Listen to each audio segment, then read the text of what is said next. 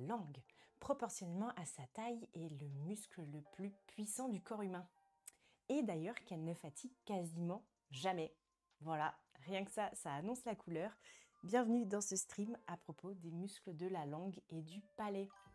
Et oui, on va découvrir ensemble que notre langue, en plus d'être quelque chose de sensoriel qui nous permet de goûter, voilà, d'avoir le goût des aliments, nous permet, Et en fait, en plus d'être un organe sensoriel, voilà, c'est un muscle essentiellement. Et on va comprendre comment, grâce à sa partie intrinsèque, sa partie extrinsèque. Et on va aussi parler des papilles qui la recouvrent. Voilà, donc on va faire tout un tour plutôt axé sur la partie mécanique de cette langue. On parlera du goût un peu plus tard dans ce livre. Voilà le programme de ce midi. Comme d'habitude, petite présentation rapide du livre. Le néther à colorier, voilà, c'est la partie qu'on va faire ensemble et on va colorier tous ces muscles qui ont des noms un petit peu à coucher dehors. Ne vous inquiétez pas, ça va être ultra simple justement grâce à ce bouquin. Et ce livre est un dérivé de l'atlas classique du néther, voilà, avec ces magnifiques planches peintes main qui vont bien nous aider à tout visualiser et à tout comprendre. Si vous voulez vous procurer ce livre, j'ai mon lien affilié dans la description, voilà, qui vous permettra de vous le procurer tout en soutenant mon travail. Ça fait plaisir. Et bien, sans plus tarder, j'ai envie de dire let's go, la langue. Alors, quoi qu'est-ce Je vérifie que je vous ai bien correctement, voilà, dans le champ, pour pouvoir faire, comme d'habitude, notre petite lecture. Hop, j'arrive avec vous. Ah oui, forcément, si je n'ouvre pas mon gestionnaire de stream, je ne vous verrai pas. Et voilà, ça y est, je vous vois, I see you. I see you. Eh ben, let's go. Comme on le disait, les muscles de la langue sont tous des muscles squelettiques. On en avait parlé la dernière fois.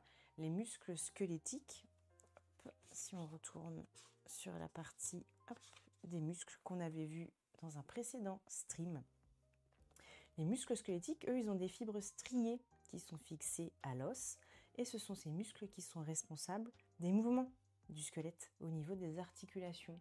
Donc là, c'est un petit peu particulier. Vous avez cet organe, entre guillemets, langue, ce muscle langue, voilà, qui est un muscle volontaire, évidemment.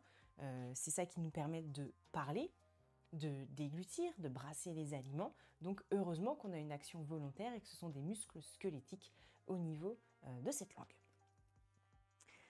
Donc des muscles squelettiques qui vont associer à la fois des muscles intrinsèques. Intrinsèques, ça veut dire que c'est vraiment à l'intérieur même de la langue, qui sont internes, c'est pas tout à fait le mot, du coup le vrai mot c'est intrinsèque, ils sont vraiment au niveau de la langue même. Ils sont composés de faisceaux longitudinaux, transverses et verticaux de muscles squelettiques. Donc il y en a dans tous les sens pour pouvoir articuler, entre guillemets, pour pouvoir mobiliser cette langue dans tous les sens. Pardon, je vais éternuer. Excusez-moi. Ils permettent donc de retourner, d'allonger ou d'aplatir la langue. C'est ça qui va nous permettre, notamment, de pouvoir parler, d'avoir cette action de phonation. C'est ça, la langue. Elle a plusieurs rôles, hein. On va les découvrir. Merci. Ah, mes souhaits. Ah, mes souhaits. Et salut, Saya. C'est vrai que je ne vous ai pas dit bonjour ce matin. Je m'enflamme. Donc bonjour tout le monde dans le chat. Soyez, comme d'habitude, les bienvenus sur ce stream anatomie. Alors, on a parlé de nos muscles intrinsèques. On va essayer de les visualiser un petit peu mieux quand même, grâce, voilà, à cette magnifique planche. Petit coucou rapide. Eh bien, coucou. Coucou Saya, de bon matin pour toi. J'espère que ça va. C'est trop gentil, merci beaucoup. Merci pour le soutien. Écoute, sûrement bon petit déjeuner à toi et puis bonne journée. Merci pour le soutien. Tu restes en lurk autant de temps que tu veux. Il n'y a pas de problème. Ils sont là, nos muscles intrinsèques. Et il y en a dans tous les plans de l'espace, en diagonale, enfin en transversale, en longitudinale, en long, en large, en travers. Voilà, c'est ça qui va donc permettre à la langue de changer de forme. Alors.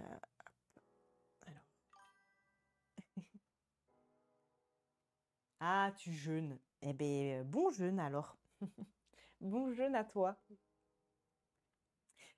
Et d'ailleurs, particularité de la langue, on l'a vu, en général, tous les muscles squelettiques vont s'insérer d'un os à un autre pour mobiliser les articulations. Et mes petites particularités de la langue, c'est un des seuls muscles, je me demande même si c'est pas d'ailleurs le seul, à n'avoir que son insertion osseuse. Donc elle s'insère sur un os, mais elle ne va pas se terminer sur un os. Son autre, voilà, sa portion éloignée, on va dire l'extrémité du muscle, elle n'est rattachée à rien. La langue, elle, vous voyez bien, elle est complètement libre. Elle n'est pas attachée, ça ne fait pas comme un pont d'un os à un autre. Donc elle est accrochée à sa base, mais elle est libre à son extrémité. Voilà, ça c'est une des particularités musculaires de la langue. Hop, je regarde un petit peu, qu'est-ce qu'on peut se dire sur les muscles éventuellement intrinsèques avant qu'on s'enflamme de trop. Non, je regarde si je repotasse. Moi aussi, ça me permet de repotasser en même temps que vous les cours. Donc ça m'aide beaucoup. Alors, ça, on l'a vu, une mosaïque de muscles intrinsèques. Ah, mais oui, on en parlait tout à l'heure. Donc, la langue, à taille équivalente, enfin, on va dire, la langue proportionnelle... Oh là là, je bafouille. La langue, proportionnellement à sa taille, elle fait partie des muscles les plus puissants du corps. Donc en fait, si on décuplait la taille de la langue, ce serait sûrement le muscle le plus puissant qu'on ait au niveau de notre corps. Aussi bien que, dites-vous que la langue, elle est tellement puissante par rapport à sa taille qu'elle pourrait soulever l'équivalent de 500 grammes. C'est pas rien quand même. Donc pour les gamers que nous sommes, avec notre langue, on pourrait tout à fait soulever l'équivalent d'une console Switch. Voilà, quelque chose qui fait quasiment 500 grammes. Donc ça c'est quand même un truc de fou.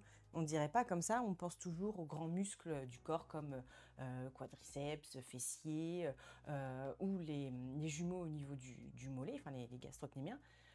Mais en fait la langue, proportionnellement, elle est plus puissante que ces muscles-là. C'est quand même à taille équivalente, évidemment, que ces muscles-là. Donc c'est quand même un fun fact qui vaut le détour. Vous pourrez briller en société grâce à ça. Alors, qu'est-ce qu'on peut se dire encore sur cette langue? Ben oui, évidemment. On en parlait tout à l'heure aussi. La langue nous permet de parler. Donc la diction, c'est ça qui nous permet d'avoir une élocution claire et bien compréhensible. C'est les muscles intrinsèques de la langue, en changeant la forme de la langue, qui nous permettent de pouvoir sortir tous les sons, toutes les voyelles, toutes les consonnes, etc. Oula, pardon, je viens de taper dans le bureau. Voilà. Je regarde normalement, j'ai dit tout ce que j'avais à vous dire sur les muscles intrinsèques.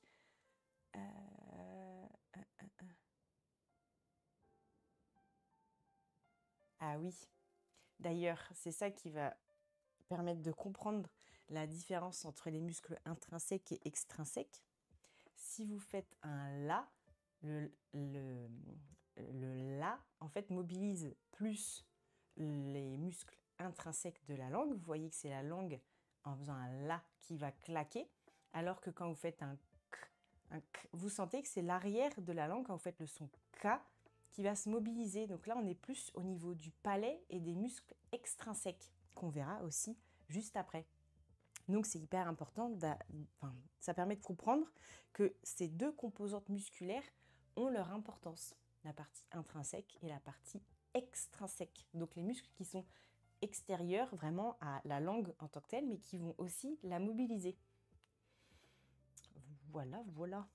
Et donc, parlons-en des muscles extrinsèques. Les muscles extrinsèques, ce sont 4 muscles qui vont mobiliser la langue, qui vont lui permettre, donc pas tant de changer de forme, mais de changer de position dans l'espace. Donc de faire une protrusion, donc de sortir la langue, de l'élever, de l'abaisser et de la rétracter. Voilà. Et ils vont posséder tous le suffixe gloss. Dès que vous entendez quelque chose gloss ou glosso quelque chose, voilà, dès qu'il y a gloss, ça fait référence à la langue. Et voilà, c'est la racine qui veut dire en fait langue en anatomie. Et donc, on en parlait, tous les muscles de la langue sont innervés par le nerf, je vous le mets en mille, hypoglosse. Voilà, c'est le nerf qui va s'occuper de la langue, c'est dit dans son nom. Et c'est la paire de nerfs crâniens numéro 12. Alors, on en avait parlé un petit peu quand on avait fait le crâne. D'ailleurs, la vidéo est aussi disponible sur ma chaîne YouTube si vous voulez voir le replay de ce live-là. Donc sur ma chaîne Caro _ donc _ stream, STREAM. Vous pourrez retrouver tous mes autres lives anatomie. Le voilà. Hop là, je m'étais mis une petite marque. Le nerf hypoglosse 12. On le voit, il va sortir, bon en partie là, c'est pas la peine de tout retenir, il va traverser son canal, voilà, au niveau de l'occiput, qui est à l'arrière du crâne, hein, donc il va sortir juste devant la colonne cervicale, et il va se distribuer, vous le voyez, à tous les différents muscles de la langue, et aussi au niveau des muscles hyoïdiens. Voilà, on rappelle l'os hyoïde, c'est un os qui flotte juste en dessous de la mâchoire, en forme de fer à cheval, qui flotte là, au niveau de notre cou, qui est intégré dans des nappes musculaires. Et on le voit là, l'os hyoïde. Tchouk! Voilà. Donc là, on se rend bien compte de notre langue. Et on se rend compte aussi un peu on a une vue d'ensemble, parce que vous allez voir que les planches, elles sont pas forcément très faciles à repérer, enfin à se repérer dans le corps. Donc là, vous avez une coupe médiane, donc une coupe au milieu du corps. Et en fait, nous, on va s'intéresser à toute cette zone-là, donc qui est sous le sphénoïde et l'occiput, devant le rachis cervical, devant la colonne cervicale, où là, on voit l'anneau de C1. Hello! Coucou les amis! Oh, merci ma belle! Comment ça va? Bien le bonjour! Des visiteurs, venez d'ailleurs! Alors, comment ça va? Merci, merci pour le raid, ça fait plaisir. Hello! Ah que coucou! Ça va nickel. Et vous, comment ça va? Mais oui, pour une fois! C'est vrai que tu l'avais fait une fois, et après, on s'est plus jamais croisés, c'est toujours moi. Enfin, si, on s'est croisés, mais dans le sens où c'est moi qui finissais avant toi. Et coucou! Coucou Reaper, coucou Winter, évidemment. Salut petit Théo! Salut Xou! Ça fait un petit moment aussi, hein, ça me fait trop plaisir de vous revoir. Hello, hello! Vous étiez sur quoi? Vous étiez sur du gaming, vous?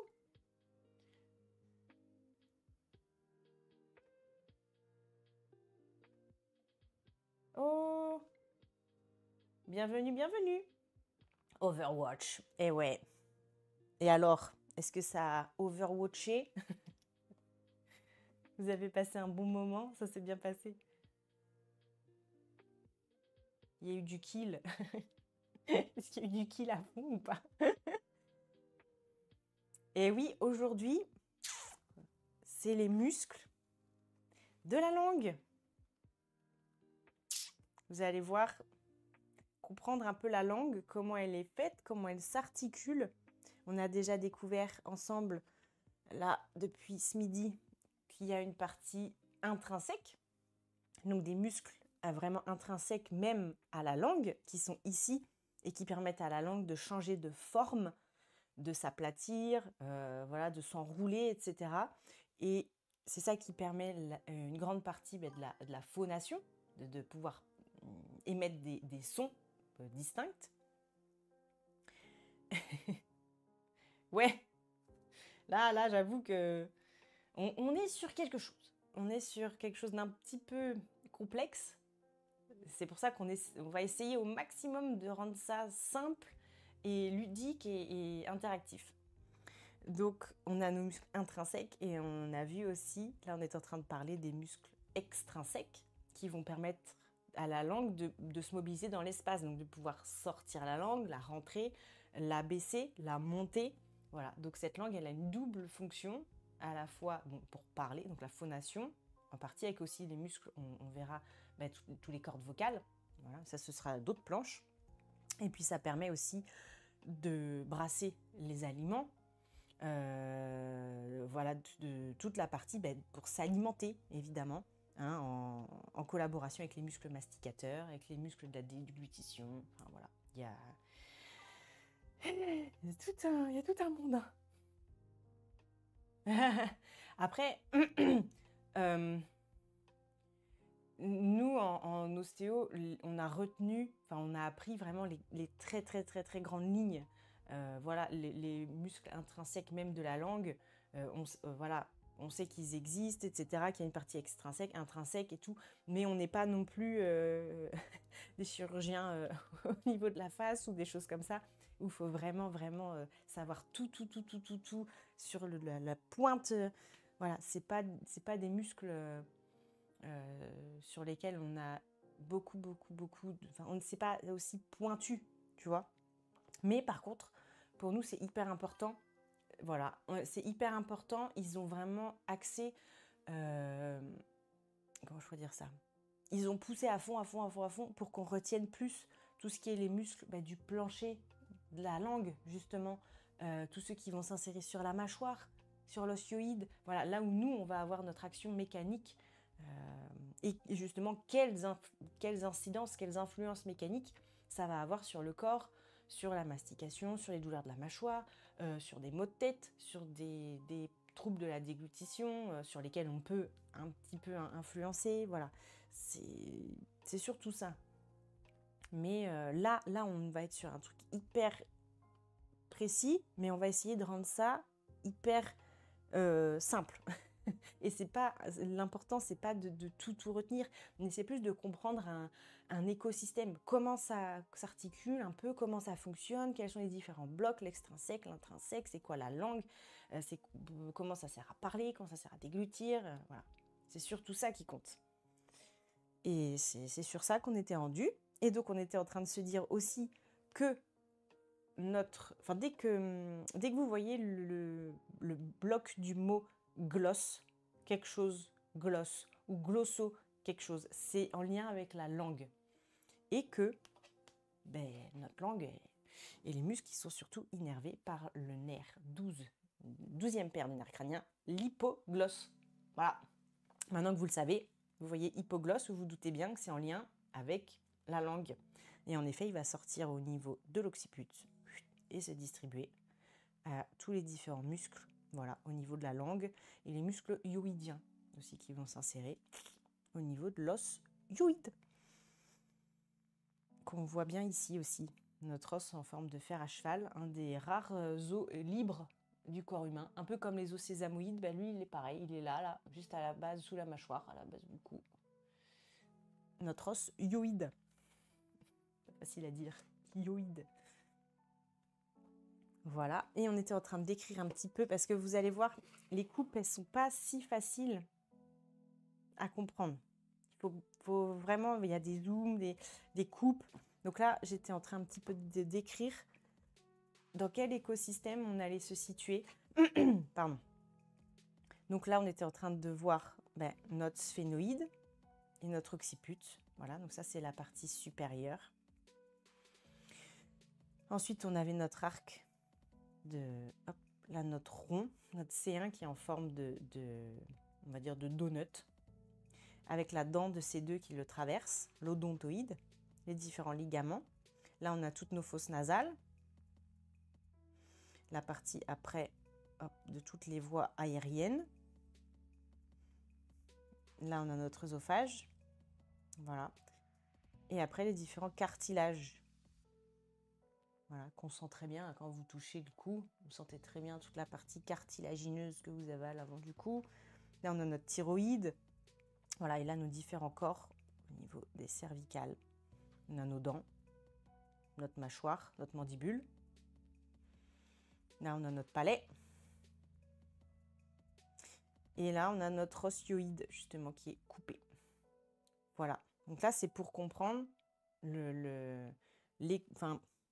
l'environnement. Parce qu'après, vous allez voir qu'on a des coupes un petit peu plus sportives. Bon, désolé, il ne faut pas être sensible. Hein. À chaque fois, j'oublie de prévenir. Mais voilà, c'est quand même des coupes. Voilà, c'est des corps, des tranches de corps humain. Donc, on va se situer dans tout cet environnement-là. C'est un petit peu plus clair quand c'est en couleur. Vous verrez qu'en noir et blanc, c'est un peu plus complexe à comprendre. Mais là, on sait toujours la même chose. Hein. Là, on a notre sphénoïde et notre bout d'occiput, nos fosses nasales, notre palais, les dents. Voilà. Et là, on a tous nos différents cartilages, hein, tout ce qui est pomme d'Adam, pour parler plus simplement. Nos différents corps vertébraux, donc les voies aériennes, notre ostioïde, l'œsophage. Voilà. Donc là, on a tout un ensemble de muscles qu'on verra un peu plus quand on fera le pharynx. Et là, c'est pareil, toujours les fosses nasales, notre sphénoïde occiput, notre dent de C2, notre anneau de C1, notre palais, les dents, la langue, la mandibule, l'ostioïde qu'on voit un tout petit peu ici. Et puis là, nos voies aériennes supérieures. Et là, c'est un peu la même chose, mais ils ont rajouté là, toute la partie muscle. Enfin, ils ont rajouté. C'est plutôt qu'ils ont enlevé la muqueuse. Pardon, c'est pas très correct ce que je dis. Ils ont enlevé les muqueuses qu'on a à l'intérieur de toute notre bouche, nos voies aériennes, pour voir en dessous les muscles. Voilà. Oh, merci Saya, c'est trop gentil. Merci pour le saut. Et oui. Petite promo pour Winter, allez voir cette super streameuse trop sympa qui m'a raid. C'était le premier raid de toute ma carrière de streameuse. C'est elle. Elle a eu la primeur. Et du coup, tu es à la fois la première et la dernière. Jusqu'à temps du prochain. Voilà. Et donc, on disait l'innervation par le nerf hypoglosse et un petit bout aussi du nerf vague. Voilà. Le muscle principal de la langue est le génioglosse. Il va fusionner avec les muscles intrinsèques dans les fibres longitudinales et il va fixer la langue au plancher de la bouche. C'est ce qu'on disait, contrairement à d'autres muscles squelettiques qui vont d'un point A à un point B, la langue, elle part du point A et ensuite, elle est libre. Vous voyez bien que le bout de notre langue, il est fixé à rien. Donc la fin des muscles est fixée à rien. Donc ça fait une particularité anatomique de la langue. Voilà, c'est un des rares muscles à n'avoir qu'une insertion, mais pas de terminaison. À égale longueur, le génioglosse, donc plus sa composante intrinsèque, est le muscle le plus puissant de l'organisme. Voilà, on en revient toujours à dire ce qu'on disait depuis le début. C'est la grosse surprise, c'est l'outsider qui finalement va gagner puisque la langue, bien que ce soit un muscle tout petit, c'est un des muscles qui peut développer en fait la plus grosse puissance. C'est un des muscles les plus puissants du corps humain. Et voilà, vous ne l'aviez pas vu venir celle-là. On peut soulever 500 grammes rien qu'avec la langue. Donc imaginez s'il était plus volumineux, plus grand, plus développé, la puissance qu'il pourrait développer.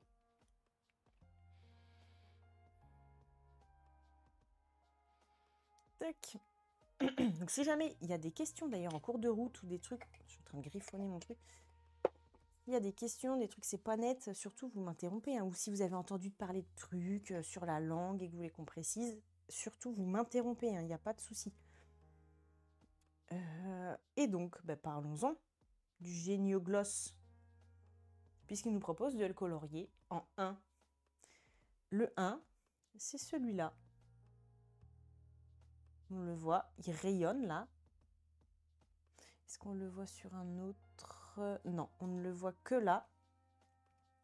Donc notre Géniogloss, il est là.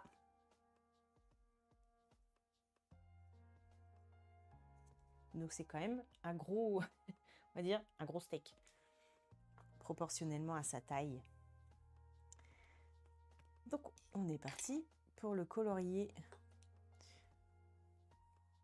en 1, donc en rouge. On a notre Géniogloss. Alors qu'est-ce qu'on va apprendre sur lui? Il va donc il commence au niveau de l'épine mentonnière supérieure de la mandibule. Donc il commence sur la mandibule, hein, la mâchoire inférieure. Et il va se terminer sur le dos de la langue et sur l'os hyoïde. Voilà, donc il va traverser jusqu'à l'os hyoïde. Voilà, si je vous fais ça, vous ne voyez rien. Voilà, il part de la mandibule, il traverse pour aller jusqu'à l'os hyoïde et après il va rayonner jusque sur la langue pour aller rejoindre les muscles intrinsèques. Hein, puisqu'on rappelle que globalement tous les muscles gloss, c'est des muscles extrinsèques. Mince, je suis en train de colorier le génioïdien. Pardon. Hop. Ça, c'est un autre faisceau.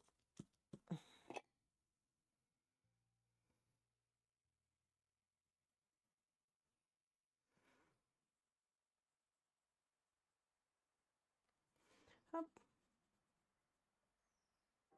Voilà. Notre géniogloss.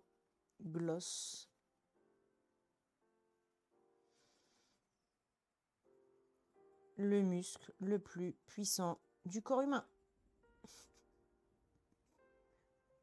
Voilà, ça c'est l'info du jour. Donc il est énervé par le nerf hypoglosse, il abaisse et il tracte la langue vers l'avant. Donc je pense que je ne me tromperai pas beaucoup si c'est lui qui nous permet de tirer la langue. je vais vérifier dans mes petits papiers là. Alors, le géniogloss, c'est le plus costaud. Et ouais, il commence sur la mandibule, on l'a vu, il va tirer la langue en avant. Voilà, quand vous faites ça, c'est votre géniogloss qui est mis en route. C'est lui qui va permettre de tracter la langue vers l'avant et il va aussi la tracter vers le bas. Donc clairement, quand les enfants, ils savent très bien utiliser leur géniogloss. Et c'est le muscle un petit peu anti-apnée du sommeil. Parce qu'en fait, au moment, quand on en avait parlé, quand on dort, la langue, elle a tendance à tomber. En fait, elle va tomber vers l'arrière et elle va venir gêner les voies aériennes. Et c'est ça qui peut engendrer, qui peut aggraver l'apnée du sommeil. En fait, on fait tous des apnées, on va dire, physiologiques. Ça arrive, c'est normal. Mais quand on en fait trop, c'est là où ça devient pathologique. Bref, mais en tout cas, ce muscle, c'est un petit peu le muscle anti-apnée puisque c'est lui qui permet de garder la langue vers l'avant. Et je crois que c'est tout sur notre géniogloss. Je regarde si j'ai autre chose à vous dire.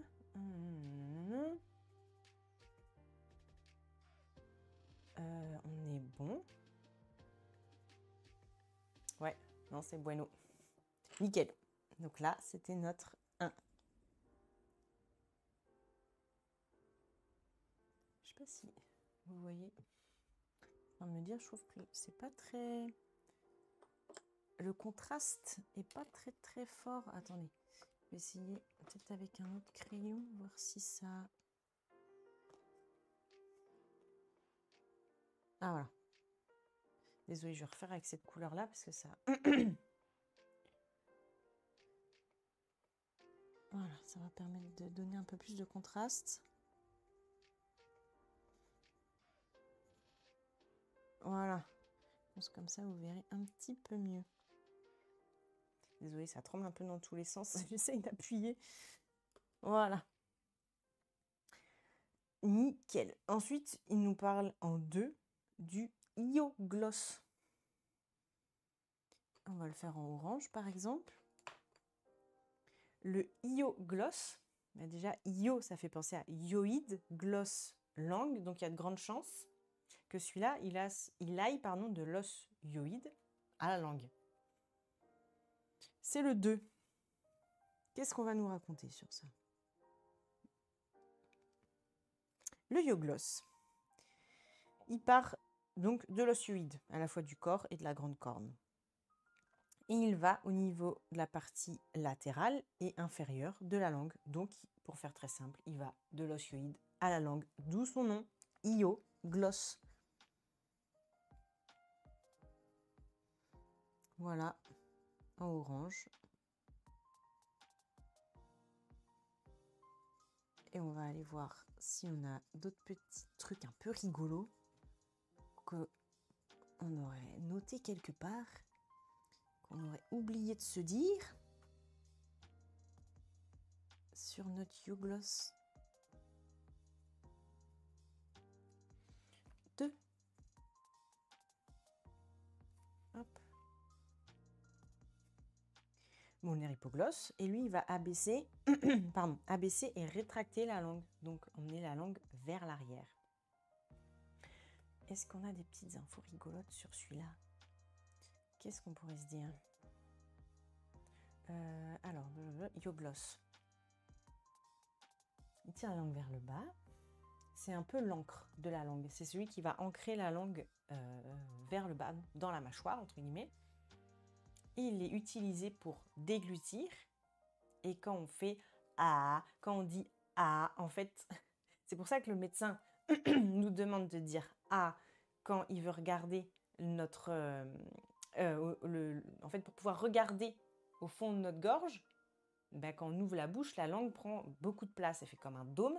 Donc, en prononçant le son « ah », ça va mettre le io-gloss en action, qui va naturellement abaisser la langue et qui va laisser le champ libre à notre médecin pour pouvoir voir un petit peu au fond de notre bouche qu'est-ce qui se passe. Voilà. Et ça, c'est grâce au io-gloss. Donc, vous ferez le test devant votre miroir, vous ouvrirez la bouche, vous ferez « ah » et vous verrez que ça va abaisser votre langue. Tout simplement. Merci, le io-gloss. Et oui, on a tous eu droit à ce fameux « dites ah ». M'étonnerait que vous ne l'ayez pas eu, celui-là. Voilà. Nickel. Ensuite, alors c'est pas le même ordre dans le truc, dans le tableau et dans la légende, mais c'est pas très grave. On va partir sur le stylo-gloss. Donc on va continuer notre tableau. Le stylo-gloss, ben lui, je vais vous le donner en... Hé, coucou Max! Oh, non mais, comment ça va? Oh. Et encore un collègue. Vous y croyez ça? Bienvenue, ça fait trop plaisir de te voir. Comment ça va ce midi? Vous avez passé un bon week-end? Purée, on est 3 ostéopathes dans l'assemblée. Oh, t'es en entreprise, t'es en pause-déj, trop bien. Eh ben, bon app, hein. Ça tombe très bien puisqu'on parle de la langue. On parle de la langue et du palais. Ben, bon app. Bon app et installe-toi. Donc là, on allait parler du stylo-gloss. Ça rappelle des souvenirs, hein. Va falloir que moi aussi, que j'utilise ma mémoire. Et donc, le stylo-gloss, déjà, vous voyez... Mais merci, merci. Bonne app à toi, puis bonne journée. Du coup, je sais plus si tu y passes toute la journée ou si tu vas au cab cet après-midi, je sais plus. Je sais plus si tu passes toute la journée en entreprise ou pas. Jusqu'à 16h, dac. Ça marche. Eh bien, écoute, comme on dit dans le jargon, bon lurk. Bon lurk, ça veut dire ce qui reste comme ça, observer. Donc, hésite pas, avec le téléphone d'une main, la fourchette de l'autre. Non, non, t'inquiète, tu peux rester tranquille. Juste regarder, c'est très bien aussi. Ou nous faire part de ta science, ça me fera aussi très plaisir. C'est comme tu le sens. J'espère que d'ailleurs vous avez passé un bon week-end et que c'était que samedi soir c'était chouette. Et que tu vas mieux aussi. Tac. Donc là, 4. Voilà. Est-ce qu'on le voit ailleurs, notre 4? Non. Donc, pareil, là, on va essayer de décortiquer le mot. Déjà, vous avez gloss, ça veut dire langue. Stylo, ça fait référence à une styloïde en général. Et dans le coin, on a qui comme styloïde? Là. On en a une juste ici. Et donc, on nous dit quoi? Il va du processus styloïde et du ligament stylo-mandibulaire jusqu'à la partie latérale de la langue. Donc en fait, voilà, il est là.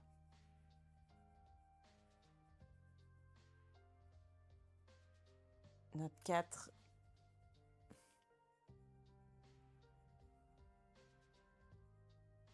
Voilà. Le processus styloïde, on en avait parlé quand on a fait le crâne. Je vais essayer de vous retrouver. Hop, de vous retrouver ça. Alors, est-ce qu'on le voit un petit peu ici? Sinon, il va falloir que je retrouve... Alors, hop.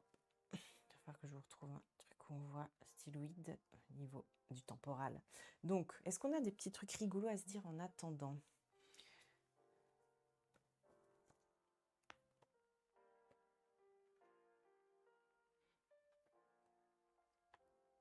Alors, attendez. Ah, voilà.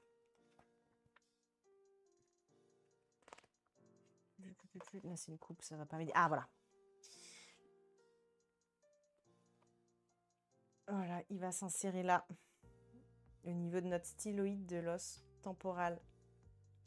Voilà. Il va traverser hop, pour aller rejoindre la langue. Alors lui, son rôle, c'est un peu l'ascenseur de la langue. Il va tirer la langue vers l'arrière et vers le haut. C'est ça qui nous permet de ramener ce qu'on a au fond, vraiment à l'arrière de la bouche, de le ramener vers l'avant. Ça permet aussi de brasser les aliments, hein, cette langue, évidemment. Hop. Hop, hop, hop, désolé, il y a plein de coupes qui sont pas toujours très, très glam. Voilà. Hop. Donc ça, c'est notre 4. Il est là. Notre stylo hyoïdien, toujours innervé par l'hypoglosse, le nerf 12. Hop, on va essayer d'en faire un en jaune, ça va changer. En 3, on a le palato gloss. Donc palato, ça va faire référence à quelque chose de palatin, donc lié au palais. Gloss, à la langue. Donc ça nous dit quoi? Son origine, c'est l'aponévrose palatine du palais mou. Et il va s'insérer, se terminer à la partie latérale de la langue. Hop. Ah, mince, j'ai pas continué. Pff, il me manque un bout de 4. Vous m'avez rien dit? Vous me dites rien.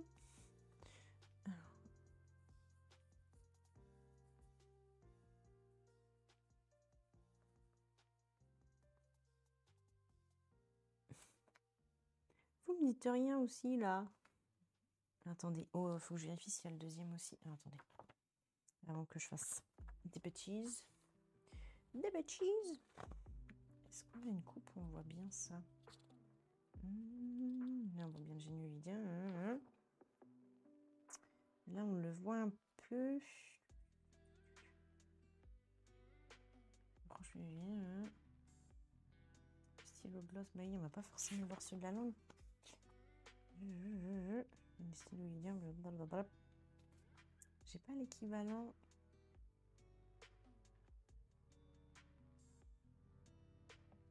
Le stylo yoïdien, il est là.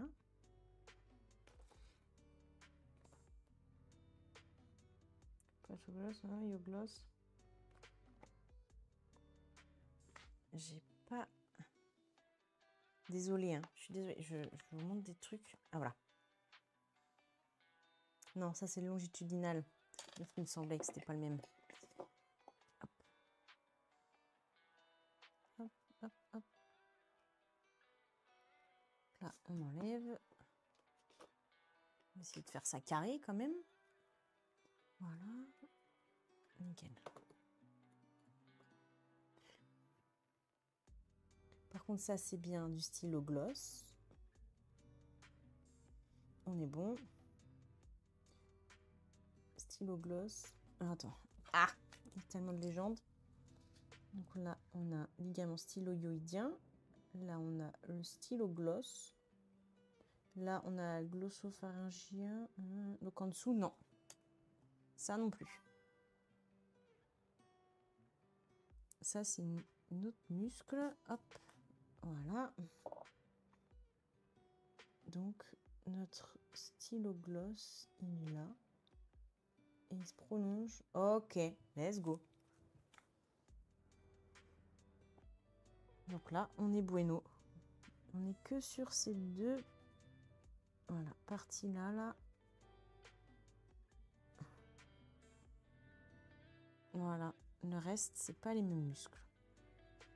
C'est un longitudinal.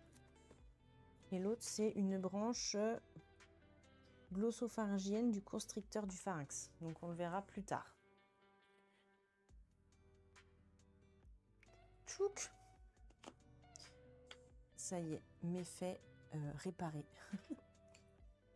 Notre palatoglosse, donc, c'est lui qui est innervé, pas par le nerf 12, lui il est innervé par du nerf vague, comme les muscles, notamment l'élévateur du voile du palais, le palatopharyngien, le muscle uvulaire, voilà. Donc tout n'est pas innervé par le 12, hein, c'est ce qu'on disait en début de live.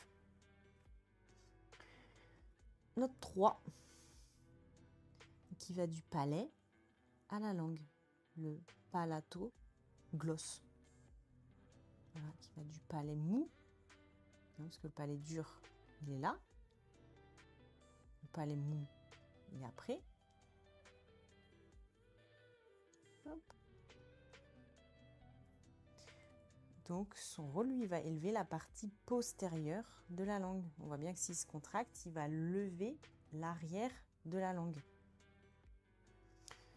Il est aussi là. Hop.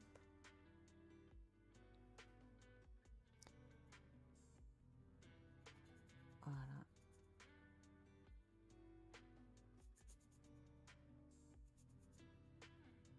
Notre palais mou. Donc là, on a le palais dur, le palais mou, avec l'uvule à l'extrémité. Et voilà.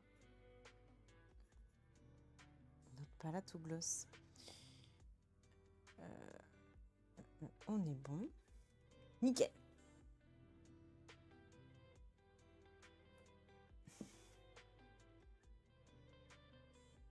Ça, c'était les muscles, voilà, au niveau de notre langue.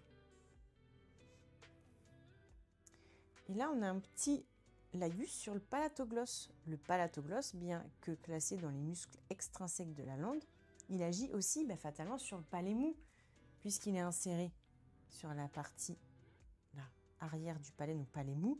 Il va aussi avoir une influence sur lui, de sorte qu'il peut être considéré également comme un muscle du palais.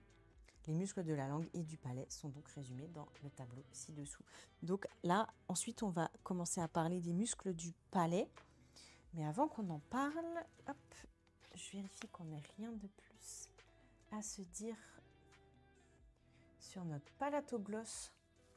Donc il fait partie à la fois de la langue et du palais, de l'arc palatoglosse. Voilà. Il va rapprocher la langue du palais et il participe à la déglutition. C'est lui qui permet de fermer le passage entre la bouche et le pharynx. Voilà. Forcément, il va réduire cet espace au fond de la bouche en abaissant le palais et en levant la langue.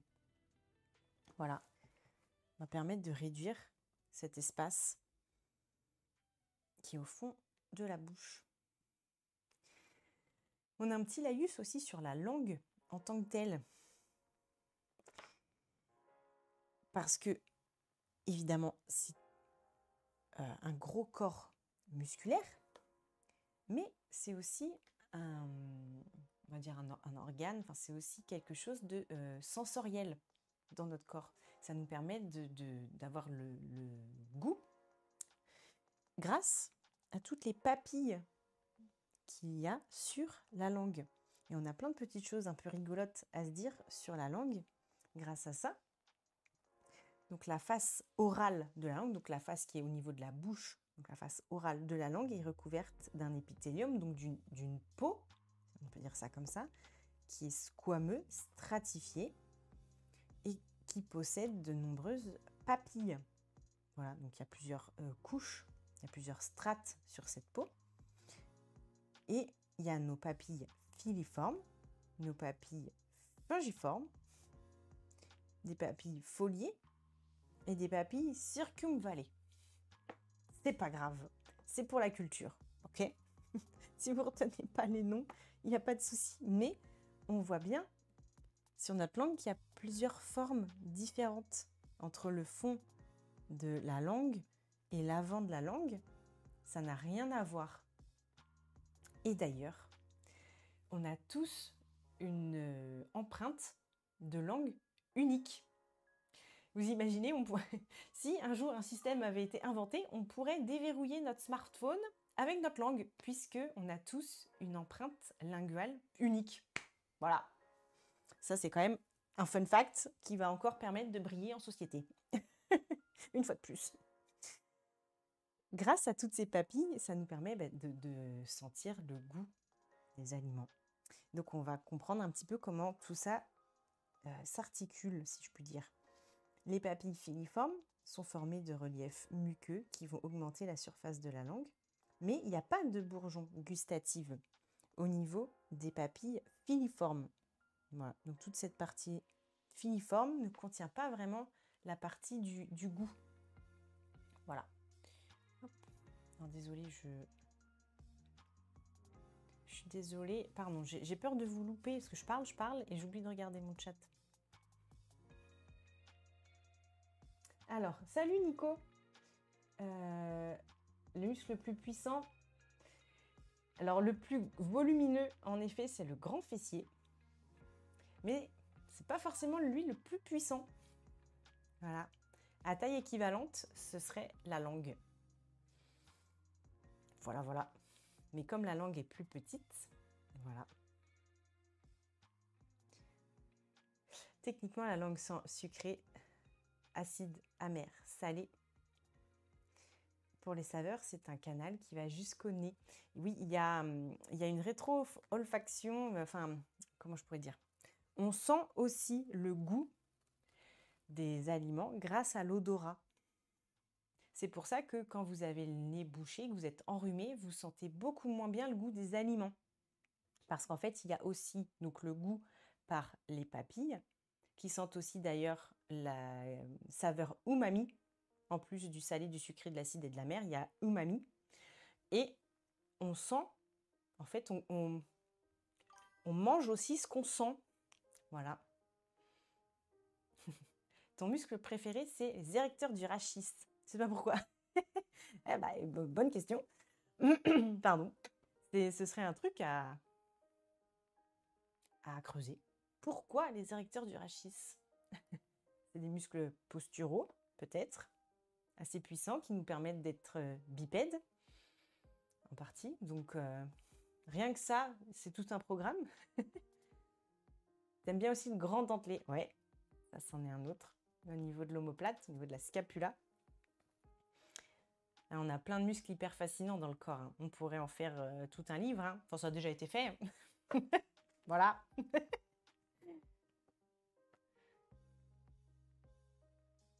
Ah bah oui, bah ça, c'est sûr que dessiner un dos, c'est fascinant. Hein. C'est fascinant de dessiner un dos, c'est clair. Enfin, quand vous voyez... Ah, attendez. Normalement, il y a une planche comme ça où on voit juste un dos. Et c'est magnifique. C'est juste sublime. Alors là, on a un abdomen. C'est pas ça qu'on veut. Là, on a un bassin. J'en ai une quelque part dans ce livre. Hop.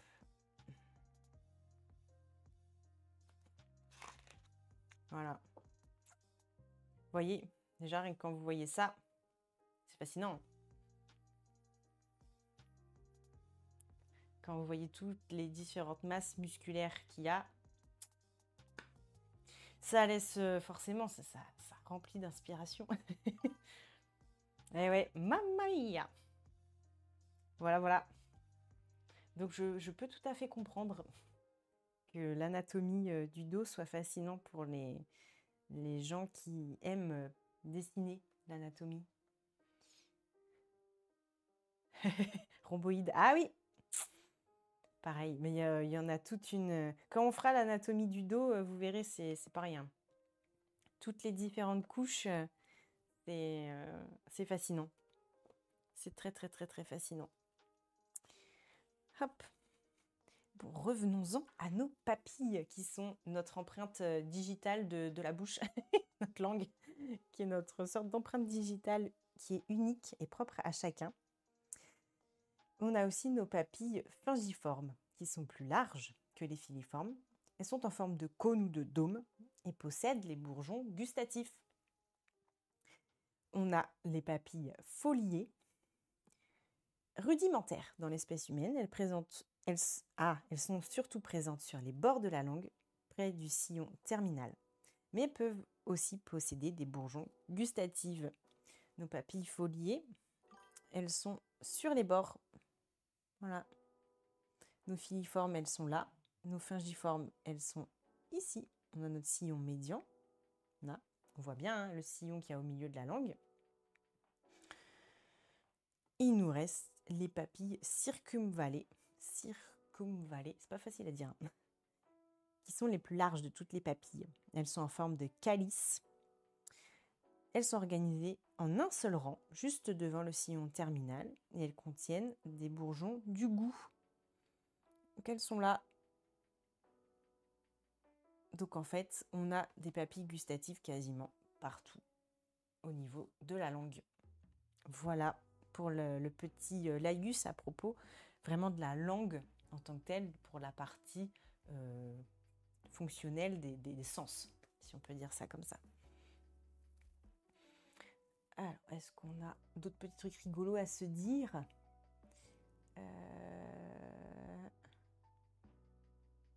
Est-ce qu'on a... Ah oui, j'ai oublié de vous parler de ça. Oh, comment j'ai pu passer à côté de ça? Dans les muscles intrinsèques, il y en a un qui est très rigolo, qui est un muscle inconstant, que tout le monde n'a pas.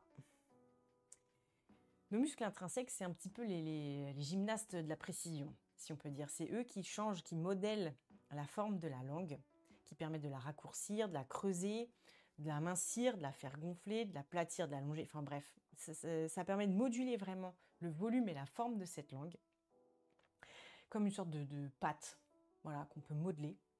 Et un petit fun fact à savoir, si vous avez peut-être été un jour au musée des sciences ou des choses comme ça, vous êtes peut-être tombé déjà sur cette info.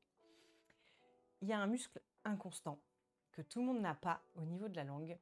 La question, c'est de savoir est-ce que vous arrivez à faire un tuyau, à pouvoir enrouler votre langue en forme de tuyau, comme ceci.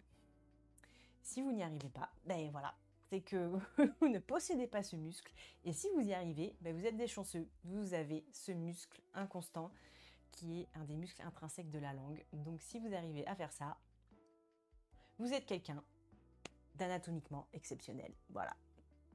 Félicitations. Donc je vous laisse tester. Là, je sais que vous êtes tous en train de tester derrière, derrière votre ordinateur. Mais voilà, si vous pouvez faire un tuyau avec la langue, GG, félicitations, vous êtes des cas rares, exceptionnels sur cette planète. Voilà, voilà, comme ceux qui, on l'a vu au dernier live, arrivent à lever qu'un seul sourcil, à mobiliser qu'un seul côté de leur occipito-frontal. Moi, je n'y arrive pas. Mais je suis exceptionnelle de la langue, voilà. Mais pas exceptionnelle du scalp. Chacun son truc. Oula, pardon, je viens de taper le... Je viens de taper le bureau. Et coucou tigresse, como está? Comment ça va la belle? Bienvenue sur ce streaming à propos des muscles de la langue et du palais. J'espère que tu vas bien ma belle. Oui, ça va super. Ça va super trop bien. Ah, attends, je te fais un petit... Est-ce que je peux le faire moi? Ça marche si je le fais? Ou c'est que la modération qui peut le faire? Ah, il faut que je mette... Je suis bête, peut-être que je mette ton... Attends, je suis pas très douée. Hein. Si je mets ton pseudo comme ça et que je fais... Ah, attends. Je m'entraîne. Vous moquez pas.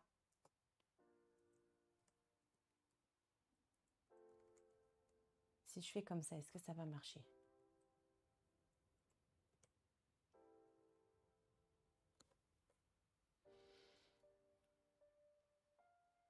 Non, je n'y arrive pas. Attends, il veut pas.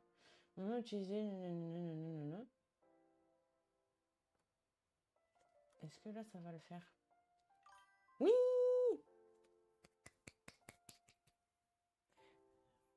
Well done.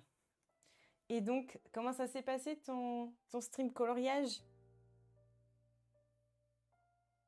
Bah aussi, bah quand même. Ça fait plaisir. Ça fait plaisir.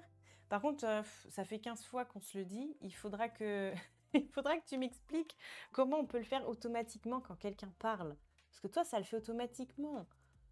C'est pas juste. C'est pas juste.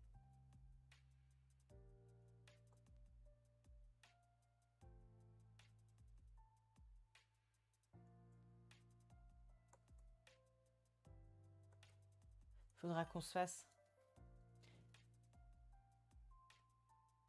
Ah, tu vas revenir sur Twitch là à 13h30? Super. Mais c'est trop bien. Ça s'est bien passé en tant que tel le live. Oula, je craque.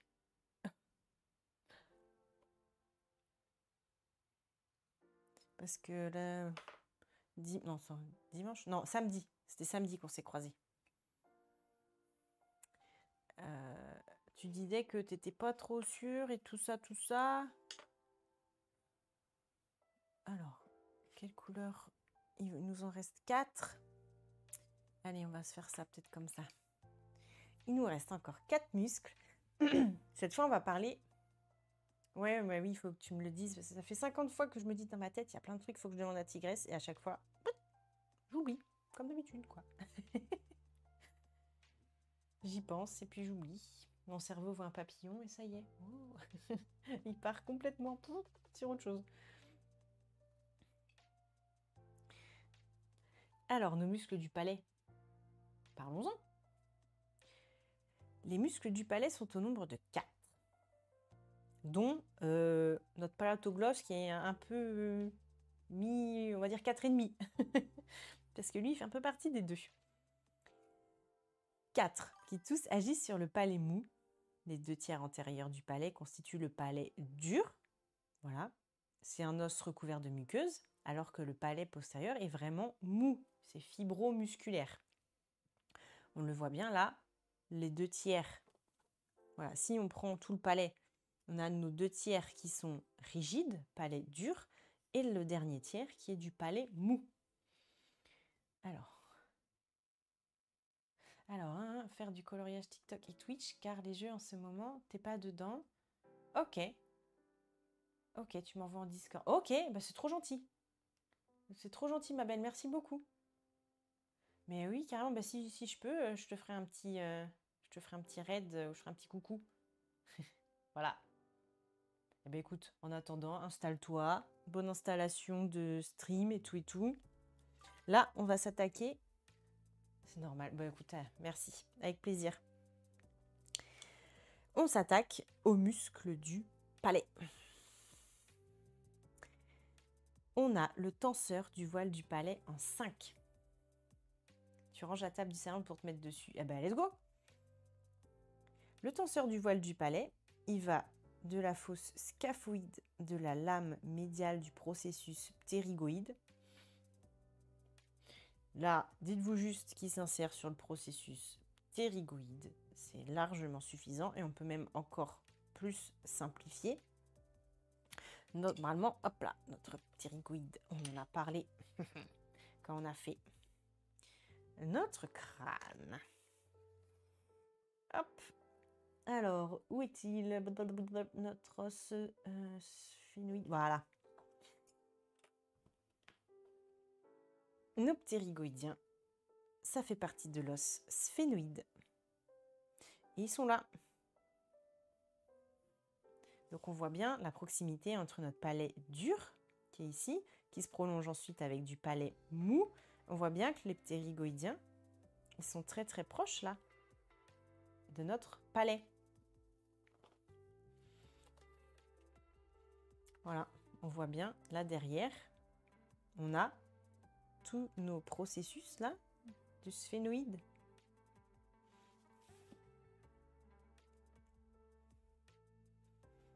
Donc en 5, on va le faire comme ça peut-être. Tenseur du voile du palais. Alors hop, donc il s'insère. N'importe quoi, c'est là. Attendez, le tenseur, faut pas que je confonde avec la ligne de l'élévateur. Donc là, on a notre ptérygoïde, donc il s'insère sur l'os sphénoïde. Voilà, retenez ça, c'est largement suffisant. Et il va jusqu'à l'aponévrose palatine, donc jusqu'à la membrane. L'aponévrose, retenez que c'est une sorte de membrane fibreuse, un fascia, du palais. Et lui, par contre, il est innervé par le 5-3 au niveau du nerf mandibulaire, donc la branche mandibulaire du 5, du nerf trijumeau. On en avait parlé là aussi. Alors, il va falloir que je le retrouve. On en avait parlé, qui est une autre paire de nerfs crâniens. Alors, je vais vous trouver ça de suite. Voilà. On se rappelle que notre nerf trijumeau, il a 3 étages au niveau ophtalmique, au niveau du maxillaire et au niveau de la mandibule. Donc, notre 5-3, il va s'occuper du, là on le voit, nerf du tenseur du voile du palais et du ptérygoïdien. Donc cette petite branche-là, c'est celle-là qui va s'occuper de notre tenseur du voile du palais.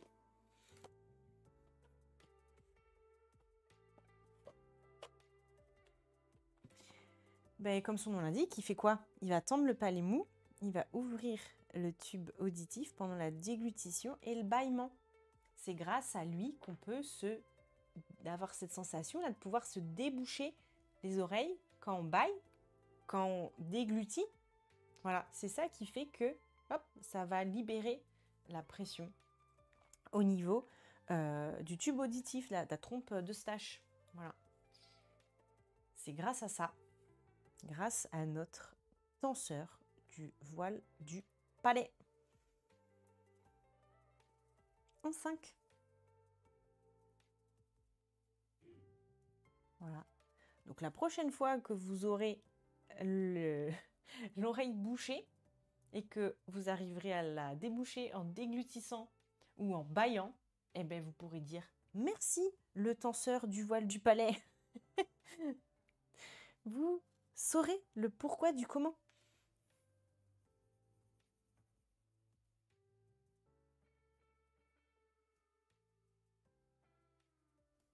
Tac. Attendez, bah oui, si je colorie et que je vous mets pas, voilà, vous allez rien voir. Tout va bien, n'importe quoi. Et bien il est là, notre 5, au niveau des processus donc, ptérygoïdes du sphénoïde.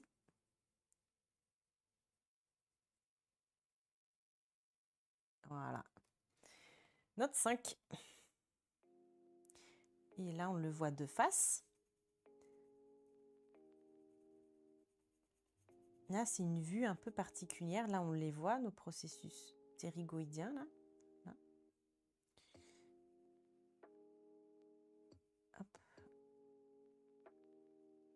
C'est une coupe. On a coupé le visage de face, mais assez loin pour pouvoir voir le fond du nez, vous voyez, et le fond du palais. Donc en fait, on a coupé, mais assez loin pour pouvoir voir vraiment là ce qu'il y a à l'arrière, au fond de notre gorge, à l'arrière du palais. Voilà. Vous voyez, là, vous voyez les dents. Vous imaginez, on a coupé ici. On a coupé là. Donc en fait, en regardant, on voit le fond du nez. Hein, là, fond du nez, ici. On voit nos ptérygoïdes qui sont là. On voit l'uvule, voilà l'uvule, enfin la forme de goutte là qu'on a au fond de la bouche. Voilà. Donc vous voyez, on a coupé vraiment à cette hauteur-là, quoi, juste devant l'uvule. Voilà.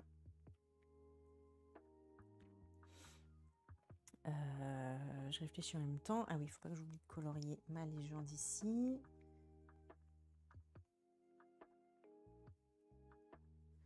Voilà. On peut ranger cette couleur.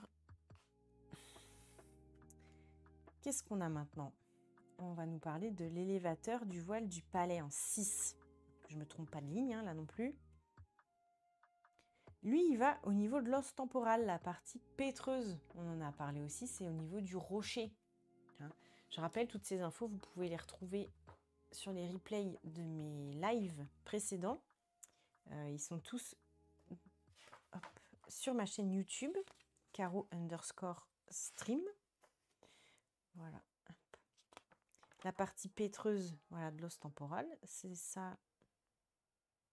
Au niveau du rocher, là, au niveau de la mastoïde.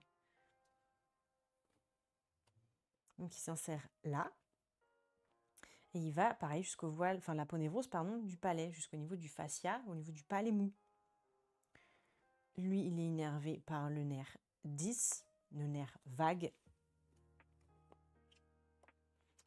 Le nerf vague, hop. Voilà, qui est là. Et on voit lui aussi qu'il innerve un paquet de monde. Et on le voit bien qu'il a une branche pour l'élévateur du voile du palais. Voilà. Et là, on revoit le lien là entre le palais et la trompe d'Eustache. Hein, c'est ça qui fait qu'on peut se déboucher l'oreille en actionnant notre palais.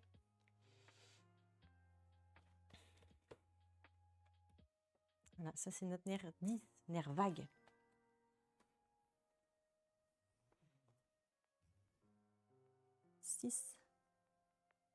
Voilà, l'élévateur du voile du palais.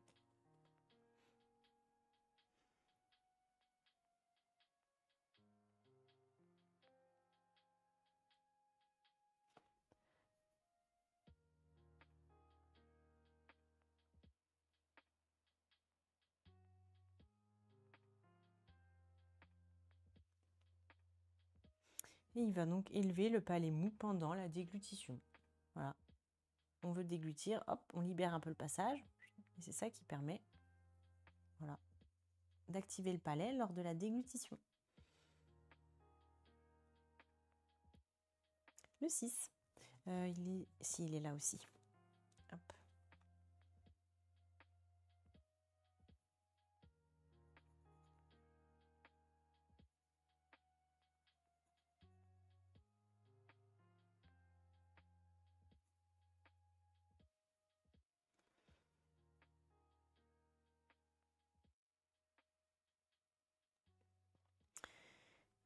Tac, et on peut aussi ranger cette couleur. Il nous reste toc. Voilà. 7, le palato pharyngien. Là, pareil, vous vous doutez un petit peu qu'avec son nom, il va du palais au pharynx. Donc, il va du palais dur, face supérieure de l'aponévrose palatine. Donc lui, il va démarrer au niveau du palais dur. Et il va se terminer au niveau de la paroi pharyngienne latérale, donc sur les côtés du pharynx. Il est aussi innervé par le nerf vague 10. Et il va tendre le palais mou. Il va attirer les parois du pharynx vers le haut, donc ça va remonter le pharynx vers l'avant et vers l'intérieur. Donc ça va rétrécir le détroit entre le nez et le pharynx. Donc rétrécit l'isthme nasopharyngien pendant la déglutition. Ça, c'est l'action du palato-pharyngien 7.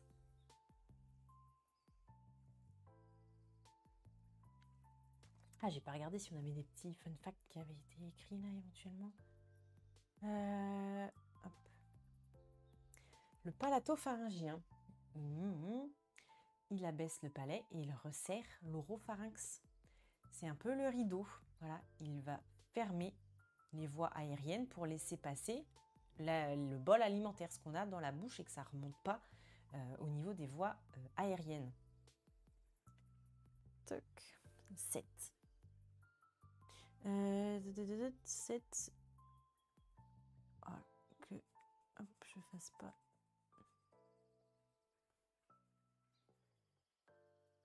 Voilà.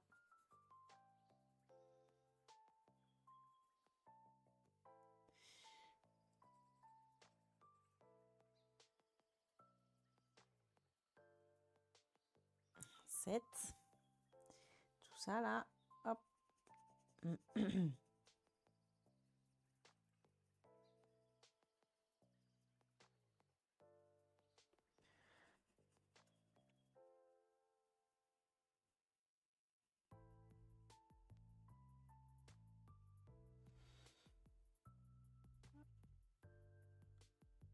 Voilà. J'ai oublié de re-regarder quand on se parlait des autres. Alors, l'élévateur du palais. Hop, lui, donc, il va au niveau de la partie pétreuse de l'os temporal, donc il s'insère à la base du crâne, et il va relever le palais mou. Et il va éviter que la nourriture remonte dans le nez, forcément quand on déglutit. Jusque-là, heureusement qu'il est là. Et notre tenseur du voile du palais, il tend le voile du palais comme une toile de tente. Il est indispensable pour équilibrer la pression entre l'oreille moyenne, voilà, dans l'oreille moyenne, pardon, via la trompe d'Eustache. Quand on baille dans l'avion, voilà, on en reparlait tout à l'heure, c'est lui qui bosse.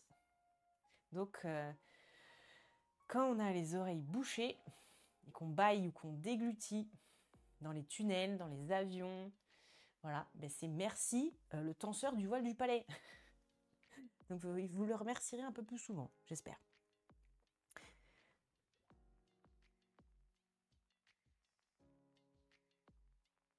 Ça, c'est nickel. Et il nous reste le tout dernier,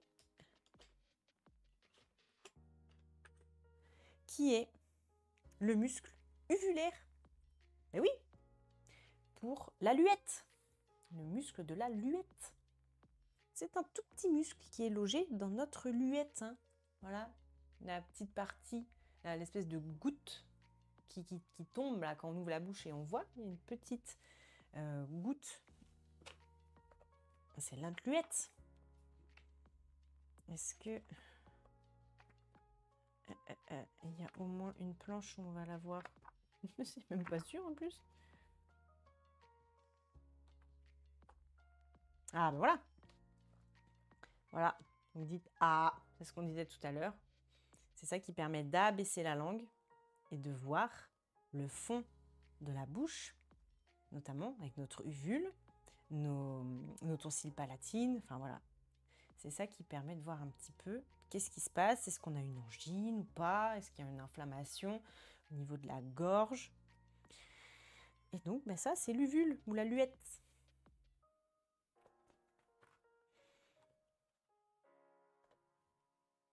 Et à l'intérieur, ben, il y a un muscle. Ce muscle, il va de l'épine nasale et aponévrose palatine. Alors, est-ce qu'on a... Voilà. truc. Je regarde s'il y a d'autres choses à vous dire en même temps. Voilà. Donc, épinasale et aponévrose palatine. Donc, qui va de l'aponévrose du palais jusqu'à la muqueuse de l'uvule. Voilà. Ça part du nez et du palais pour aller au niveau de la luette. J'aurais peut-être pas dû mettre ces deux-là en rose parce qu'au final, ça va un peu se confondre. Là. Mes deux roses, ils sont pas si différents que ça. Ah. Je vais essayer de... Non, ça change pas grand-chose. J'ai essayé de vous les distinguer un peu plus. Voilà. Voilà. Ce sera un petit peu plus mieux comme ça. Sinon, on va tout confondre. Ça, c'est 8. Ça, c'est 8. Alors.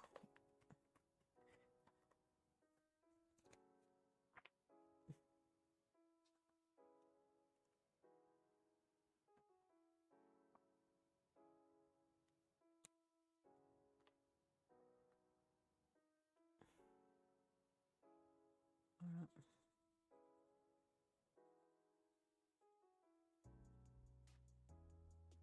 C'est pareil.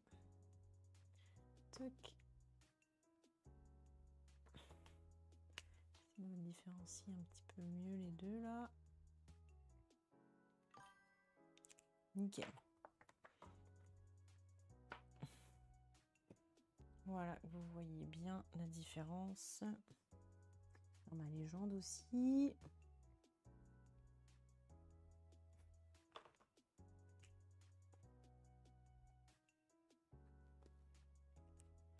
Voilà. Ça, je vais mettre ça de sens. Ça va les abîmer. Et voilà, ça c'était notre... Mince, je finis pas de colorier ma légende. Notre muscle uvulaire. Il est énervé aussi par le nerf vague.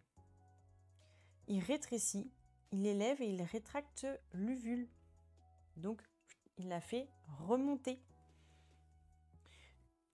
Si on se remet le nerf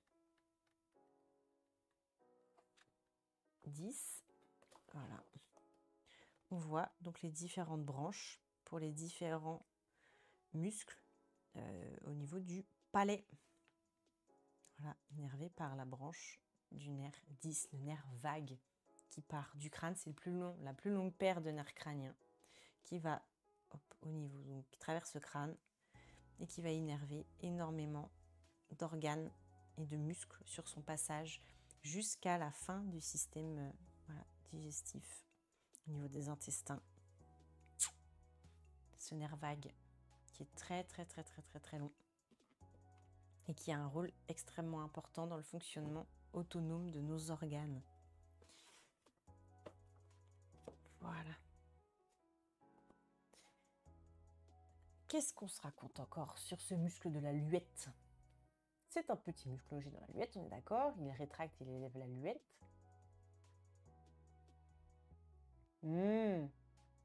Alors, petit fun fact. Sans lui, les consonnes R et Q, ça deviendrait très très compliqué de les dire. Voilà, c'est ce muscle qui permet de dire distinctement le son R et le son Q. Ah bah oui, c'est lui qui va vibrer en cas de ronflement. Voilà, vous vibrez de la luette quand vous ronflez. Et c'est ce muscle qui se met à vibrer. Ah, ça je ne savais pas par contre. Certaines cultures peuvent couper ou modifier la luette pour des raisons rituelles ou médicales. Ça, je ne savais pas.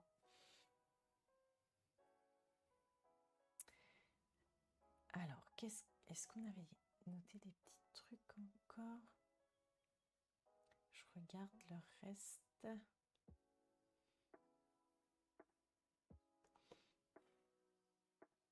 Ça, on a vu ensemble. Alors, parlons du palais. Mais oui. Le palais, il sert, c'est ce qu'on disait tout à l'heure, sur certaines prononciations de consonnes. On l'a vu, là, le R, le que, le g. Tout ça, ça se passe au niveau du palais, en fait. Donc la langue sert à la phonation, mais le palais aussi.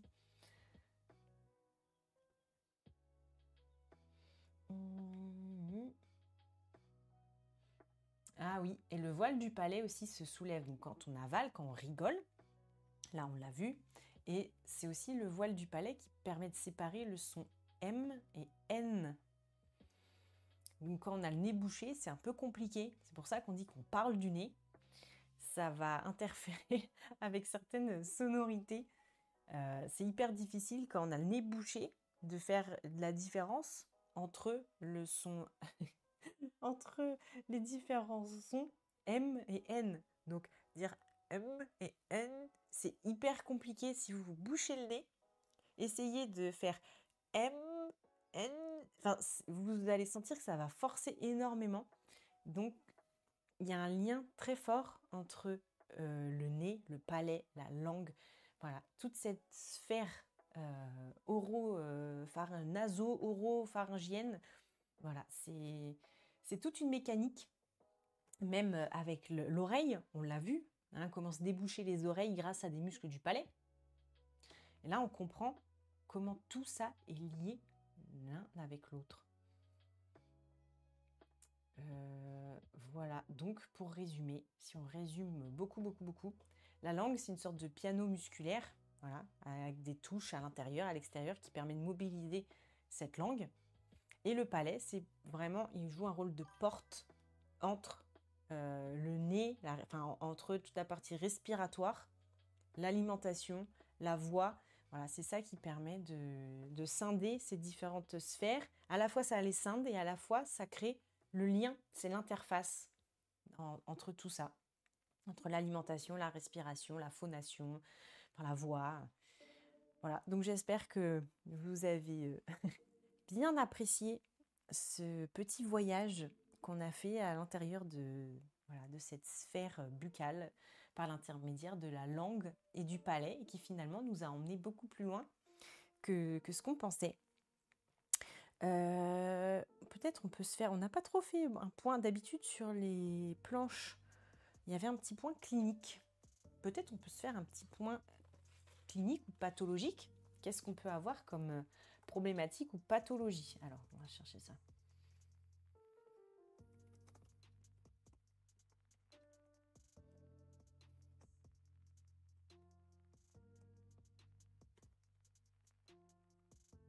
On va essayer d'en apprendre un peu plus.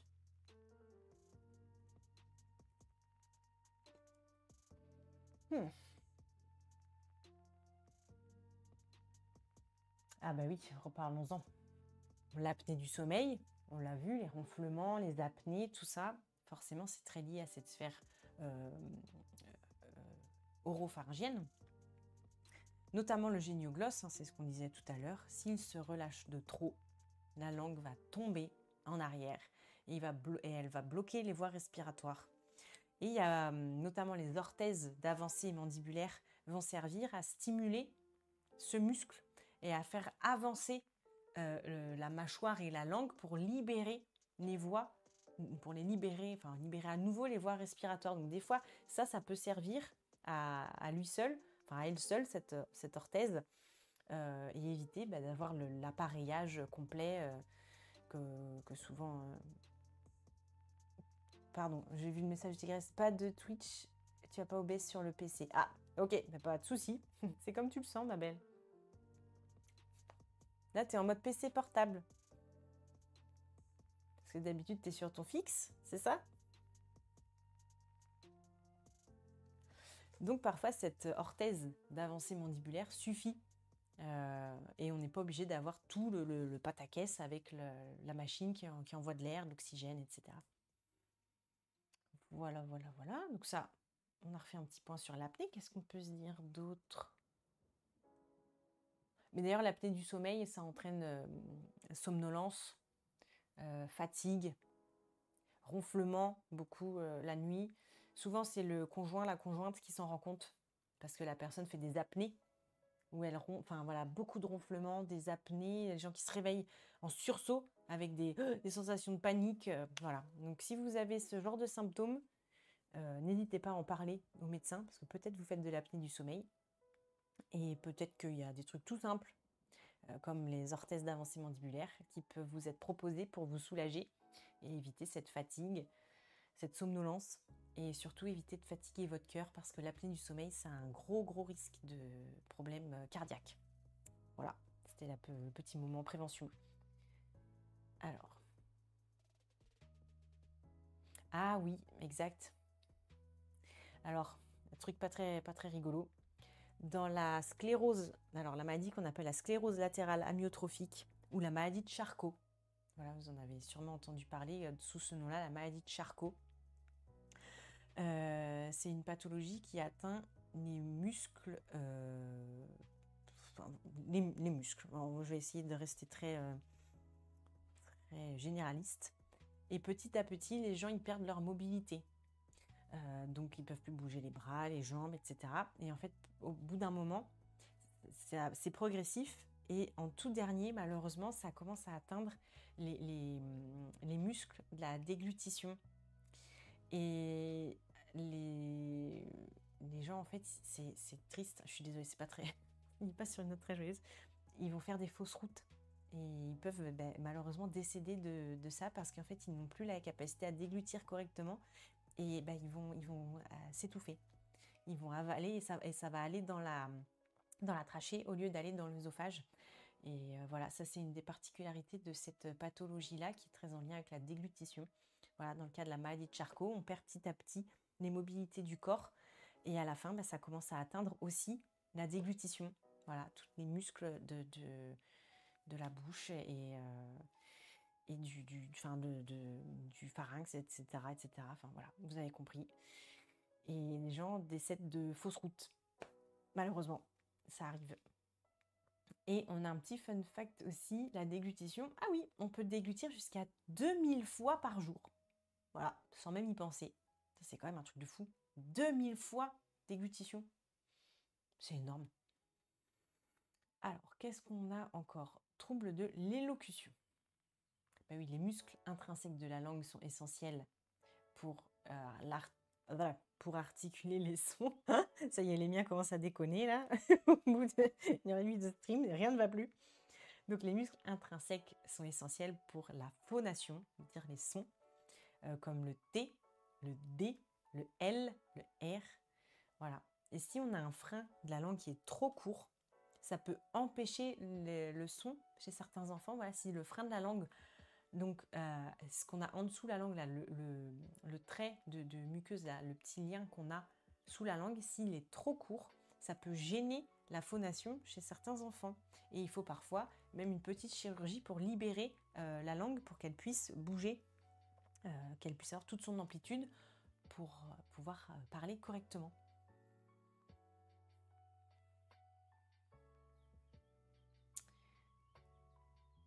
Ah oui, il y a aussi, parlons-en de la fente palatine, ce qu'on appelle un peu vulgairement le bec de lièvre. C'est le palais qui ne se referme pas complètement au moment de l'embryogénèse. Enfin, voilà, le bébé se forme dans le ventre, et le palais, il y a deux, donc les deux palais là, se referment pas complètement. Donc il y a une communication entre la bouche et le nez qui est plus importante que ce qu'elle devrait être. Donc ça pose des problèmes, puisque on a le contenu des aliments qui vont repasser dans le nez. Enfin, ça va pas du tout. En plus de la partie évidemment esthétique, ça pose un problème donc esthétique et fonctionnel. Donc là aussi, ça se règle par chirurgie. Maintenant, ça se traite très bien. Voilà. Et parfois, il peut y avoir des petits bugs.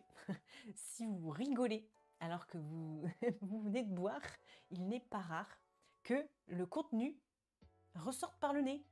Parce que voilà, il y a un dysfonctionnement des muscles du palais qui vont s'actionner quand on rigole. Et ce qu'on a à l'intérieur de la bouche va ressortir par le nez quand on rigole. Donc ça, voilà, c'est déjà arrivé. Ça peut arriver à un repas de famille, si quelqu'un sort la meilleure blague alors que vous étiez en train de boire, que vous recrachiez tout par le nez. Très élégant. Alors, Qu'est-ce qu'on aurait d'autre à dire? Là, on en a parlé, les ronflements et tout ça, ok. Ah oui, exact. C'est vrai que j'avais oublié ce petit truc-là.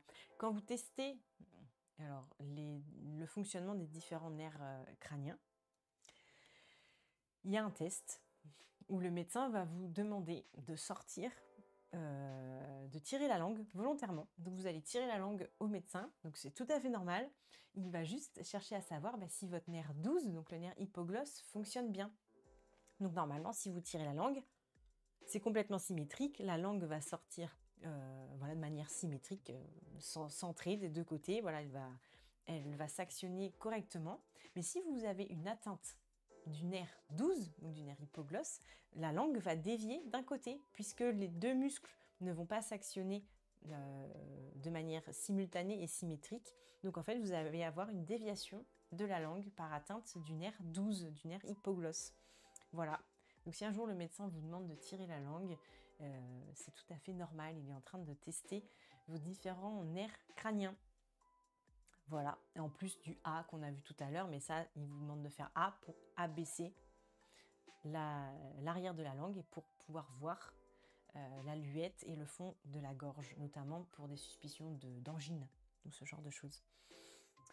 Voilà, c'était la petite note clinique.